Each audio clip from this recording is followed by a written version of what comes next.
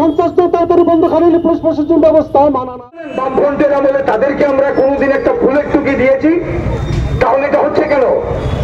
ইতিহাস ক্ষমা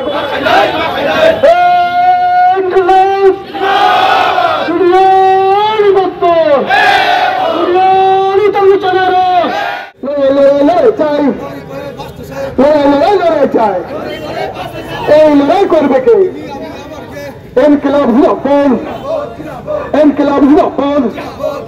জেলার মহকুমা জেলা আইন শৃঙ্খলা পুনঃপ্রতিষ্ঠা করতে হবে, জেলার মহকুমা জেলা আইন শৃঙ্খলা পুনঃপ্রতিষ্ঠা করতে হবে, জেলা মহকুমা সন্ত্রাসীদের অবিলম্বে গ্রেপ্তার করতে হবে, সে অবিলম্বে গ্রেপ্তার করে তাদের শাস্তি দিতে হবে। ইস্যুটা কি সেটা আমার আগে কমরেড রাধাচরণ দেববর্মা তিনি পরিষ্কারভাবে ব্যাখ্যা করেছেন।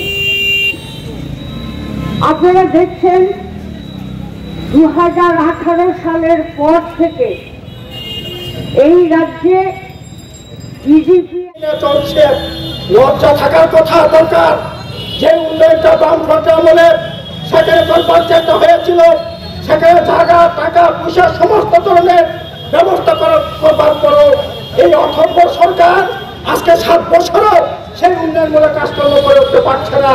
আর আজকে মেঘ দেখিয়ে দেখিয়ে মুস্তি মুস্তি হেসে বলছে মহাযজ্ঞ নাকি চলছে। কিসের মহাযজ্ঞ?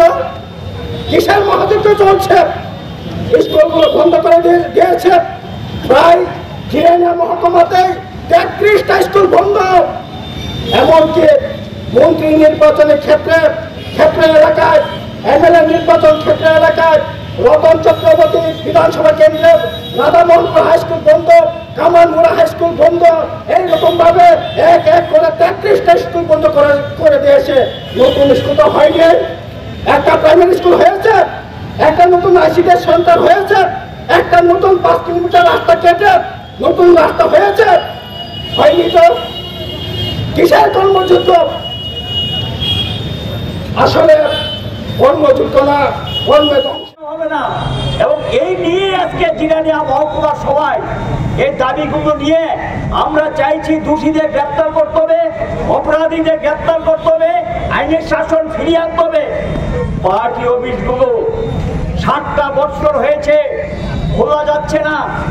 একমাত্র শুধু বিভাগীয় দপ্তরটা গত বিধানসভা ভোটের 10 দিন আগে খোলা সম্ভব হয়েছে, 10 দিন চালু ছিল। আমার যে অবস্থা, কোথায় লেখা আছে যে রাজনৈতিক দল পার্টি অফিস খুলতে পারবে না? বিজেপি রাজত্বে এটা চলছে। আমাদের সমস্ত কোনো বিজেপি অফিস আক্রান্ত হয়নি, কোনো বিজেপি অফিস ক্ষতিগ্রস্ত হয়নি। এটা কেমন কথা? তোলাবাজি চরম পর্যায়ে গেছে। বাড়িতে থাকতে পারবেন, তোলাবাজি দিতে হবে। দোকানে দোকানদারি করতে পারবেন, তোলাবাজি দিতে হবে।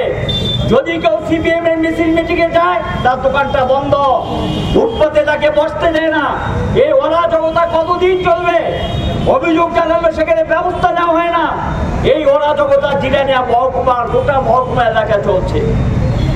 আমরা এটারই প্রতিবাদ করছি। আমরা জানান দিয়ে যাচ্ছি